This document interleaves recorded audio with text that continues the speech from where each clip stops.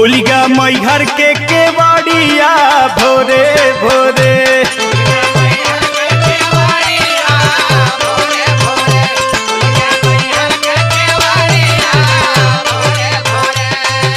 सूर सती मोर मतवा तो से दोनों जोड़ी हथवा सथवा छोड़ी जिन महतारिया भोरे भोरे।